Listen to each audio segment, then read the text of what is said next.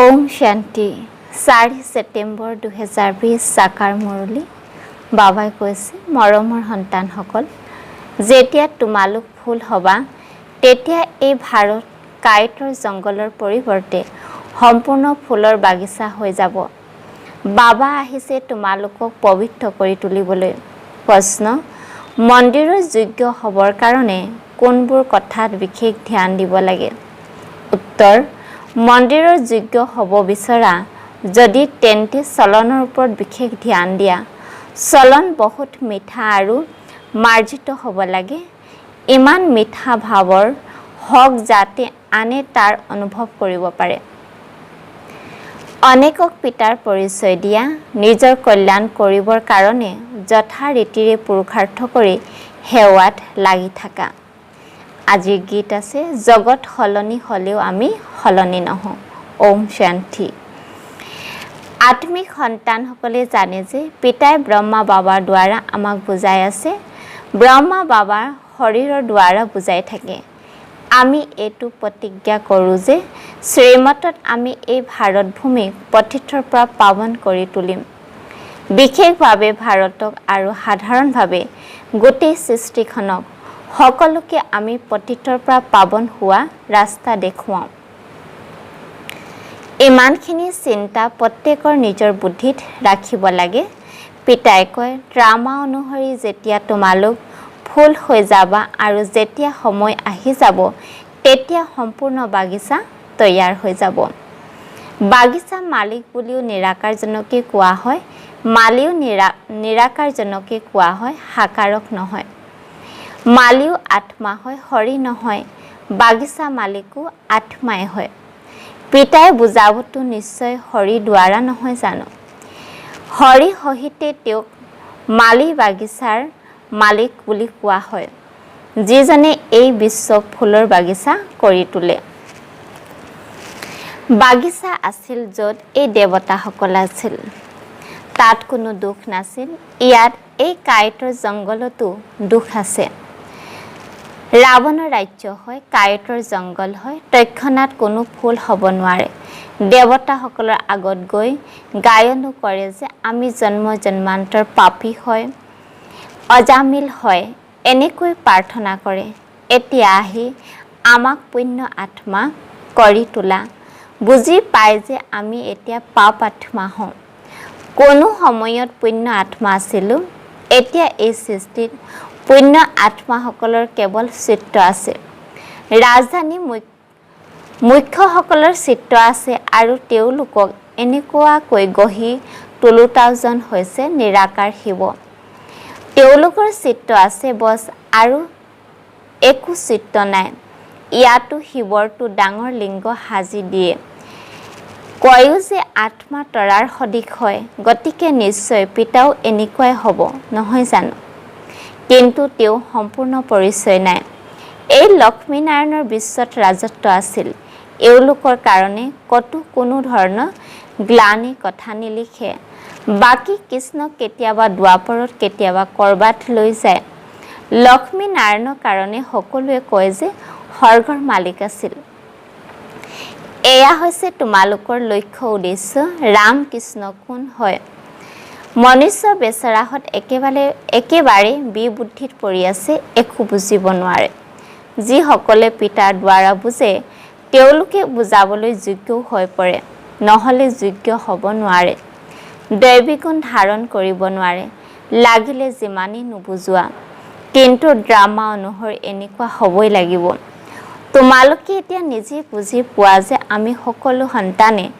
পিতাৰ শ্ৰীমতত ভাৰতৰ আত্মিক সেৱা কৰোঁ নিজৰে তন মন ধনেৰে প্ৰদৰ্শনী অথবা সংগ্ৰহালয়ৰ আদিত সোধে তোমালোকে ভাৰতৰ কি সেৱা কৰা তোমালোকে জানা যে আমি ভাৰতৰ বহুত ভাল সেৱা কৰোঁ জংগলৰ পৰিৱৰ্তে বাগিচা তৈয়াৰ কৰি আছোঁ সত্যযুগ হৈছে বাগিচা এয়া হৈছে কাইটৰ জংগল ইজনে সিজনক দুখ দি থাকে এইটো তোমালোকে ভালদৰে বুজাব পাৰা লক্ষ্মীনাৰায়ণৰ চিত্ৰ বহুত ভালকৈ তৈয়াৰ কৰিব লাগে মন্দিৰবোৰত বহুত সুন্দৰ চিত্ৰ অংকন কৰে কৰবাত বগা কৰবাত শ্যামবৰণীয়া চিত্ৰ অংকন কৰে তাৰ কি ৰহস্য আছে সেয়াও বুজি নাপায়। এতিয়া আমি গম পাইছোঁ শ্ৰীকৃষ্ণ কেতিয়াবা বগা কেতিয়াবা শ্যাম বৰণীয়া বুলি কোৱা হয়, কাৰণ শ্ৰীকৃষ্ণ আত্মাই সম্পূৰ্ণ পবিত্ৰ আছিলে, ৰাজকুমাৰ আছিলে, আৰু সেই আত্মাটো গৈ পেলাই কলিযুগত পতিত বনি যায়, কংগাল বনি যায়। সেইকাৰণে তেওঁ শ্যাম সুন্দৰ বুলি কয়। তোমালোক সন্তানসকলৰ এতিয়া ইয়াৰ সম্পূৰ্ণ জ্ঞান আছে। পিতাই কয়, মই আহি সকলোকে মন্দিৰৰ যোগ্য গঢ়ি তোলোঁ, কিন্তু সকলোৱে মন্দিৰৰ যোগ্য নহয়গৈ। প্ৰজাকটো মন্দিৰৰ যোগ্য বুলি নক'ব নহয়, প্ৰজা সেইসকলৰ হ'ব যিসকলে পুৰুষাৰ্থ কৰি বহুত সেৱা কৰে। তোমালোক সন্তানসকলে আত্মিক সামাজিক কামো কৰিব লাগে। এই সেৱাত নিজৰ জীৱন সফল কৰিব লাগে। চলনো বহুত মিঠা সুন্দৰ হ'ব লাগে, যাতে অন্যকো মিঠা ভাৱেৰে বুজাব পাৰে। নিজে যদি কাঁইট হয় তেন্তে কাৰোবাক ফুল কৰি কিদৰে গঢ়ি তুলিব? তেওঁলোকৰ তীৰ পোৰা নালাগিব। পিতাক যদি স্মৰণ নকৰে তেন্তে প্ৰভাৱিত কেনেকৈ কৰিব? নিজৰ কল্যাণৰ কাৰণে ভালদৰে পুৰুষাৰ্থ কৰি সেৱাত লাগি থাকা। পিতাও সেৱাত বৃত্তি। দ্বিতীয় কথা বুজায় পিতাও সেৱাত বৃত্তি আছে নহয়। তোমালোক সন্তানসকলো দিনে ৰাতি সেৱাতে বৃত্তি হৈ থাকা। দ্বিতীয় কথা বুজায় শিৱ জয়ন্তীত বহুত সন্তানে চিঠি পঠাই দিয়ে। সেই সমূহতো এনেকুৱা লিখনি লিখিব লাগে যাতে সেই চিঠিসমূহ যিকোনো লোকে দেখিলে বুজিব পাৰে আগলৈ কি কৰিব লাগে তাৰ পুৰুষাৰ্থ কৰা হয়। আলোচনা সভাও এই কাৰণে কৰা হয় কি সেৱা কৰা যাব, যাৰ দ্বাৰা বহুতে পিতাৰ পৰিচয় পাব। চিঠিত বহুত লিখি থোৱা হৈছে, এইবোৰ দ্বাৰা বহুত কাম হাতত ল'ব পাৰা। ঠিকনা লিখে শিৱ বাবা ক্যাৰ ব্ৰহ্মা। প্ৰজাপিতা ব্ৰহ্মাও আছে, তেওঁ আত্মিক পিতা, এও শাৰীৰিক।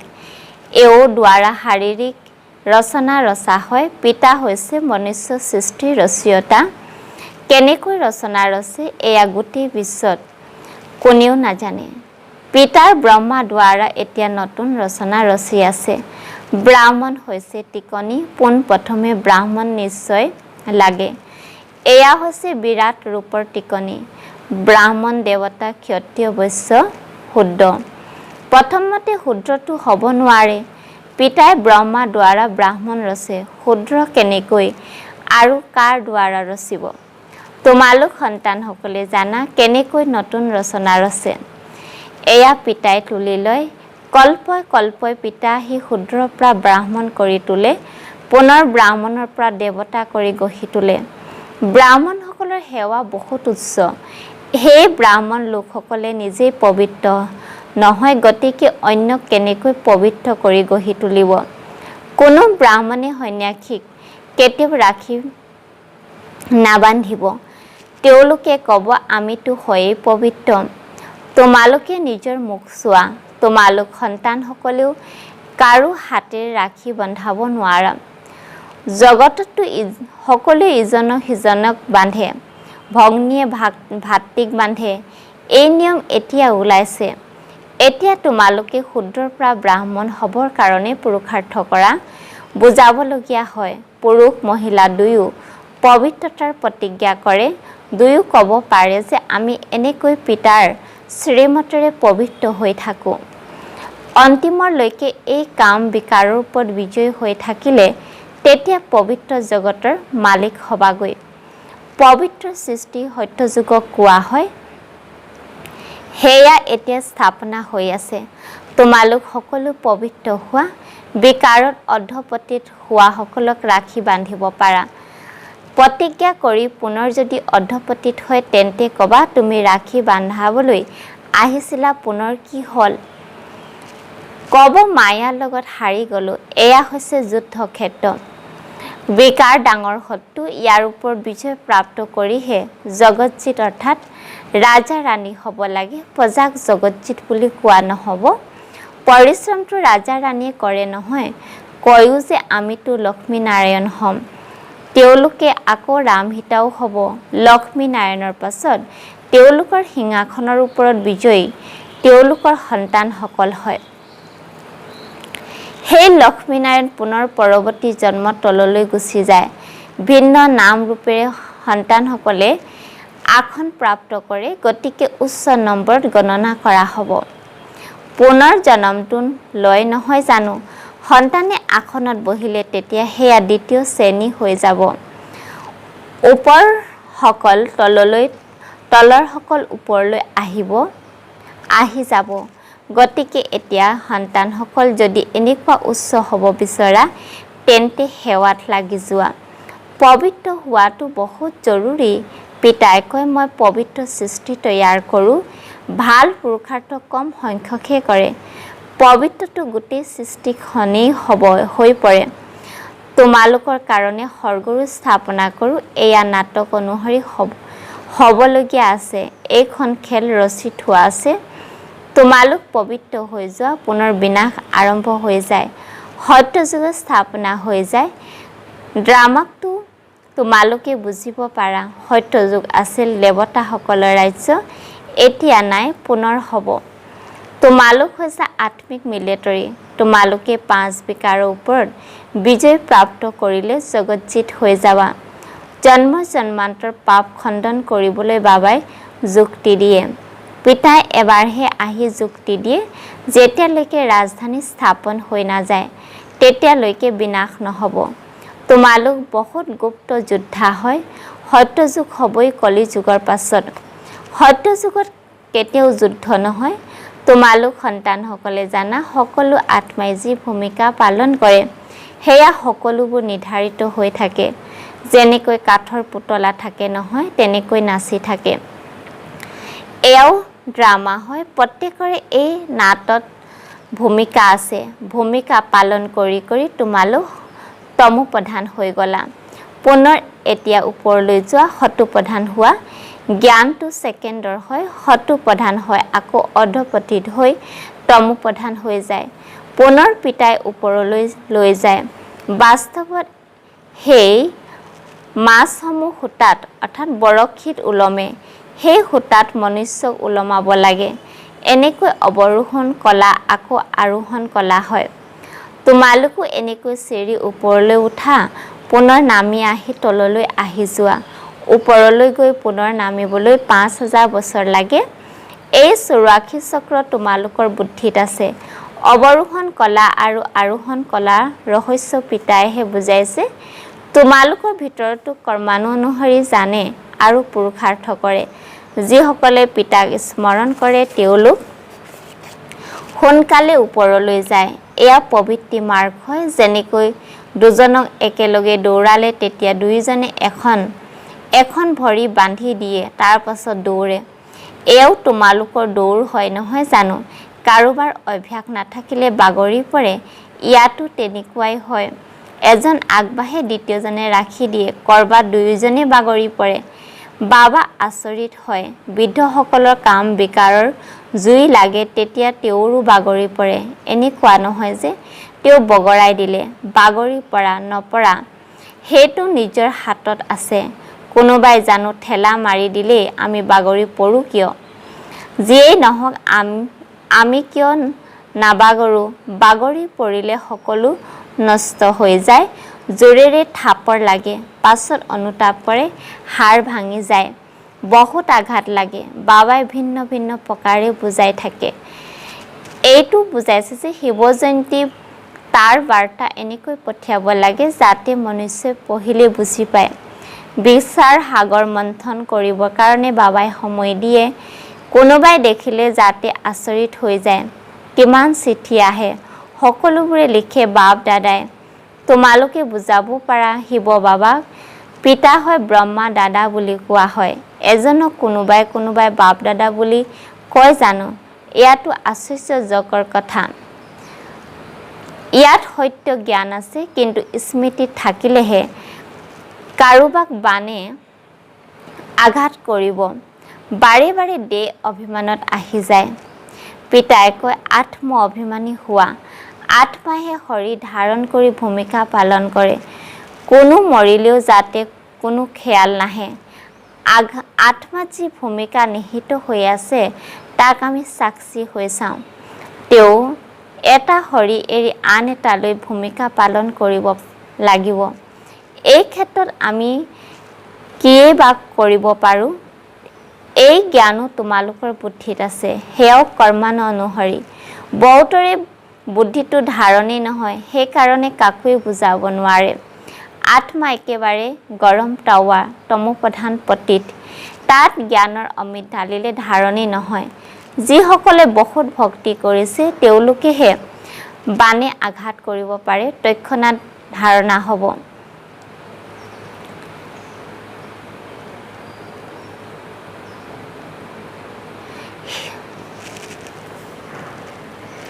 হিচাপে বিস্ময়কৰ হয় প্ৰথম নম্বৰত পাবন তেওঁলোকে পুনৰ পতিত হয় এও কিমান বুজিবলগীয়া কথা কাৰোবাৰ ভাগ্যত নাথাকিলে পঢ়া এৰি দিয়ে যদি সৰু কালৰ পৰাই জ্ঞানত লাগি যায় তেন্তে ধাৰণা হৈ গৈ থাকিব বুজিব এও বহুত ভক্তি কৰিছে বহুত বুদ্ধিমান হৈ যাব কিয়নো কৰ্মেন্দ্ৰিয় পৰিণত হ'লে বোধ শক্তি বাঢ়ি যায় শাৰীৰিক আত্মিক দুয়োফালে ধ্যান দিলে তেতিয়া এই প্ৰভাৱ আঁতৰি যায় এয়া হৈছে ঈশ্বৰীয় পঢ়া পাৰ্থক্য আছে নহয় জানো কিন্তু যেতিয়া হেতু নিষ্ঠাও থাকিব তেতিয়াহে ভাল বাৰু অতি মৰমৰ কল্পৰ পাছত পুনৰাই লগ পোৱা সন্তানসকলৰ প্ৰতি মাতা পিতা বাপ দাদা স্নেহপূৰ্ণ স্মৰণ আৰু গুড মৰ্নিং আত্মিক পিতা আত্মিক সন্তানসকলক নমস্কাৰ ধাৰণাৰ বাবে মুখ্য সাৰ আত্মিক মিলিটাৰী হৈ 5 বিকাৰৰ ওপৰত বিজয় প্ৰাপ্ত কৰিব লাগে